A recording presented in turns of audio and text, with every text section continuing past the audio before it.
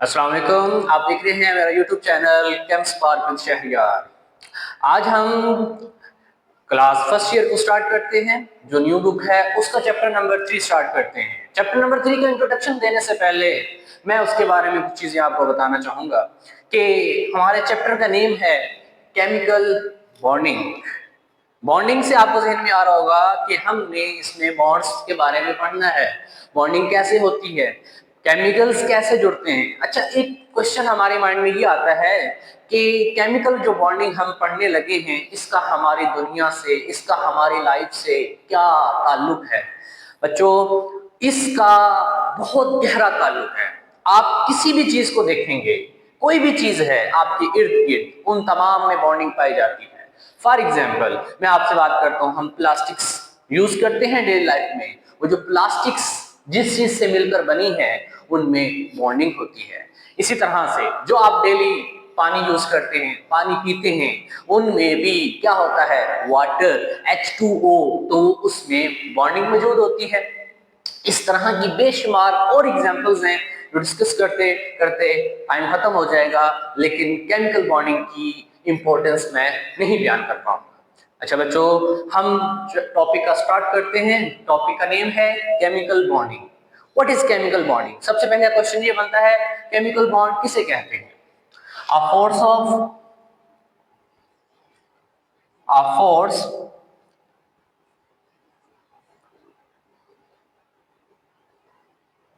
That held या that hold together that hold together atoms, molecules और ions। बात क्या है?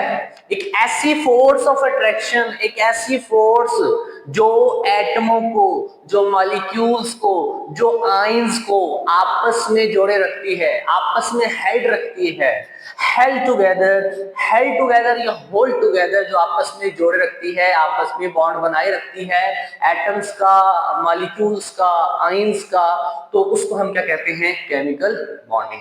अब ये बात ज़हन में आती है, केमिकल बॉन्डिंग का क्या ताल्लुक है मॉलिक्यूल्स, एटम्स या आयंस से। तो बच्चों बात गौर से सुनी है कि ये जो केमिकल बॉन्डिंग है ये हमें इंफॉर्मेशन देती है फिजिकल प्रॉपर्टीज के बारे में। इसके बारे में इंफॉर्मेशन देती है बच्चों, फिजिकल प्रॉपर्टीज के बारे में। What is physical properties? Like boiling point, melting point, ठीक है, ये सारी चीजें एटसेट्रा, कलर, डेंसिटी और भी बहुत सारी चीजें हैं। फिजिकल प्रॉपर्टीज के बारे में हमें केमिकल बॉन्डिंग बताती है। इसमें ना हम दो चीजों के बारे में अक्सर बात कंफ्यूज रहते हैं। दो चीजें हैं जिनके बारे में आपको पता होना चाहिए। एक है बच्चों इसमें intra molecular forces, intramolecular forces of attraction, and second है intermolecular force of attraction। ठीक है, एक है इंट्रामॉलिक्यूलर फोर्सेस ऑफ अट्रैक्शन, एक को हम क्या कहते हैं? Intermolecular forces of attraction. अच्छा बच्चों, ये इंट्रा जो है, पहले तो हम इसी को पढ़ते हैं इंट्रा। यहां पे मैंने यूज किया इंटर और यहां पे क्या यूज किया? इंट्रा। इंट्रा का मतलब यहां पर यह है कि ऐसी forces of attraction, forces of attraction present between atoms, जो एटम्स के दरमियान फोर्सेस ऑफ अट्रैक्शन होती है, नॉट अ मॉलिक्यूल्स। ऐसी फोर्सेस ऑफ अट्रैक्शन बच्चों जो एटम्स के दरमियान पाई जाती है उसे हम क्या कहते हैं? Intramolecular forces. इंट्रामॉलिक्यूलर फोर्सेस का दूसरा नाम हम ये भी कह सकते हैं केमिकल बॉन्ड। क्या? Chemical bond. Chemical bond he intramolecular forces of attraction कहलाती है। अब दूसरी तरफ देखते हैं जी, इंटरमॉलिक्यूलर फोर्सेस ऑफ अट्रैक्शन किसे कहते हैं? Forces of attraction, forces of attraction present between molecules। ऐसी फोर्सेस ऑफ अट्रैक्शन जो मॉलिक्यूल्स के दरमियान पाई जाएगी उसे हम क्या कहते हैं? Intermolecular forces of attraction. Next जो बात इसमें ये है कि ये जो फोर्सेस होती हैं इंट्रामॉलिक्यूलर फोर्सेस, ये स्ट्रॉन्ग फोर्सेस होती हैं, मतलब इनसे बनने वाली जो बॉन्ड होगी वो आपके पास मजबूत बनेगी, उसको तोड़ना मुश्किल होगा, उसके लिए आपको ज्यादा एनर्जी रिक्वायर्ड होगी। अगर मैं बात करता हूं इंटरमॉलिक्यूलर फोर्सेस की, तो ये वीक फोर्सेस होती हैं। ये क्या होती हैं? वीक फोर्सेस होती हैं। कुछ एग्जांपल्स मैं बता देता हूं इंट्रामॉलिक्यूलर फोर्सेस और इंटरमॉलिक्यूलर फोर्सेस ऑफ अट्रैक्शन के बारे में, कि इंट्रामॉलिक्यूलर फोर्सेस में आयोनिक बॉन्ड आ जाता है, ionic bond, covalent bond, dative bond जिसे हम कोऑर्डिनेट कोवलेंट बॉन्ड बोलते हैं, और मेटेलिक बॉन्ड। ठीक है, क्या है? Metallic bond. तो ये चीजें सारी की सारी किसमें आती हैं? इंट्रामॉलिक्यूलर फोर्सेस ऑफ अट्रैक्शन में आती हैं। अगर मैं बात करता हूं इंटरमॉलिक्यूलर फोर्सेस ऑफ अट्रैक्शन की, तो इसमें डाइपोल डाइपोल अट्रैक्शन आ जाता है, डाइपोल डाइपोल आ जाता है, dipole induced dipole forces of attraction आ जाती है। इसके अलावा इसमें London dispersion forces of attraction आ जाती है, और भी बहुत सी टाइप्स हैं, कुछ के मैंने नाम लिख दिए हैं। तो ये मेन डिफरेंस है इंट्रामॉलिक्यूलर फोर्सेस ऑफ अट्रैक्शन और इंटरमॉलिक्यूलर फोर्सेस ऑफ अट्रैक्शन में। आई थिंक आपको क्लियर हो चुका होगा कि इंटर किसे कहते हैं और इंट्रामॉलिक्यूलर फोर्सेस ऑफ अट्रैक्शन किसे बोला जाता है। ठीक है, अब नेक्स्ट जो चीज है, इनकी हमको एग्जांपल से मैं इनको डिफरेंशिएट करना चाहता हूं कि इंट्रा कौन सा है और इंटरमॉलिक्यूलर फोर्सेस ऑफ अट्रैक्शन कौन सी है। अब देखिए, एक्सियल बॉन्डिंग है एक्सियल के साथ। अब इसमें देखिए बच्चों कि ये जो एटम है, हाइड्रोजन एक एटम है, क्लोरीन भी एक एटम है, एक एटम और दूसरा एटम, इसके दरमियान ये जो अट्रैक्शन है इसको हम क्या कहते हैं? Chemical bond. इसको क्या किया जाता है? इसको क्या कहा जाता है? केमिकल बॉन्ड का नाम लिया जाता है। और ये वाली जो अट्रैक्शन है, ये वाली, इसको हम कहते हैं इंटरमॉलिक्यूलर फोर्सेस ऑफ अट्रैक्शन।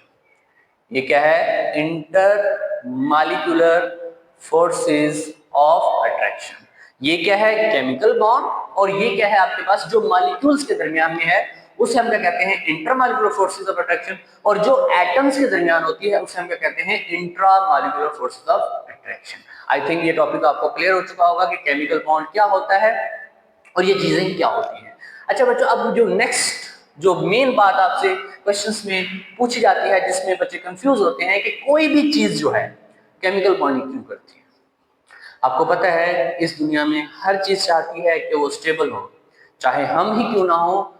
ठीक है, हम भी चाहते हैं हम इस दुनिया में स्टेबल हो। हम स्टेबल कैसे हो सकते हैं? हमारे पास जितनी हमें जरूरत है वो तमाम चीजें हमें मुहैया हो तो हम क्या होंगे? स्टेबल हो जाएंगे। इसी तरह से एटम्स हो गए, मॉलिक्यूल्स हो गए, कंपाउंड्स हो गए, वो स्टेबल कब होंगे? जब उनका आउटर मोस्ट शेल कंप्लीट होगा। क्लियर है?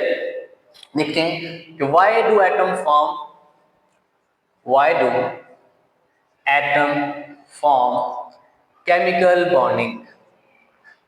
कोई भी जो एटम है वो केमिकल बॉन्डिंग क्यों करता है? ठीक है, क्वेश्चन ये बनता है। अब according to Lewis concept, Lewis concept के मुताबिक क्या कंसेप्ट है लेविस का? लेविस कंसेप्ट के मुताबिक ये चीज है कि every atom should complete their outermost shell. हर एटम ये चाहता है, क्या चाहता है? कि उसका आउटर मोस्ट शेल जो है वो क्या हो? कंप्लीट हो। अब वो कंप्लीट कैसे हो सकता है? आउटर मोस्ट से मुराद होता है बैलेंस, बाहर वाला आखिरी एटम का जो आखिरी शेल होता है उसे हम क्या कहते हैं? आउटर मोस्ट शेल कहते हैं। वो कंप्लीट कैसे हो सकता है? अब वो इसी सूरत में कंप्लीट हो सकता है कि जब उसने अचीव कर ली, क्या चीज अचीव कर ली बेटा? To achieve noble gas electronic configuration, noble gas electronic configuration. जब वो नोबल गैस की इलेक्ट्रॉनिक कॉन्फ़िगरेशन को अचीव कर लेगा तो वो स्टेबल हो जाएगा। नोबल गैस से क्या मतलब? हम नोबल गैस की तरफ क्यों जा रहे हैं? कोई और भी तो चीज हो सकती है। अब नोबल गैस बेटा, जो नोबल गैसेस होती हैं, आपको आइडिया होगा ये ग्रुप नंबर 18 से बिलोंग करती हैं। इनमें हीलियम के सिवाय, हीलियम के सिवाय ये क्या रूल फॉलो करता है? ये डुप्लेट रूल फॉलो करता है। और जो बाकी आपके पास तमाम हैं अदर नोबल एलिमेंट्स या नोबल गैसेस जो हैं, अदर नोबल गैसेस जो हैं वो क्या करती हैं, वो ऑक्टेट रूल को फॉलो करती हैं। अब डुप्लेट रूल और ऑक्टेट रूल के बारे में आपको आइडिया होगा कि अगर किसी के वैलेंस शेल में 2 इलेक्ट्रॉन्स मौजूद हों उसे हम किस चीज का नाम देते हैं, डुप्लेट रूल का नाम देते हैं। और अगर किसी के वैलेंस शेल में 8 इलेक्ट्रॉन मौजूद होते हैं तो उसे हम क्या कहते हैं, ऑक्टेट रूल। तो हीलियम डुप्लेट रूल है, बाकी जो तमाम नोबल गैसेस हैं वो ऑक्टेट रूल को फॉलो करती हैं। तो जब भी किसी एटम, किसी मॉलिक्यूल, किसी कंपाउंड के वैलेंस शेल में 8 इलेक्ट्रॉन होंगे वो स्टेबल हो जाएगा। तो स्टेबिलिटी ऐसे तो हासिल नहीं हो सकती ना बच्चों, स्टेबिलिटी इसी तरह से हासिल हो सकती है जब वो केमिकल बॉन्ड बनाएंगे।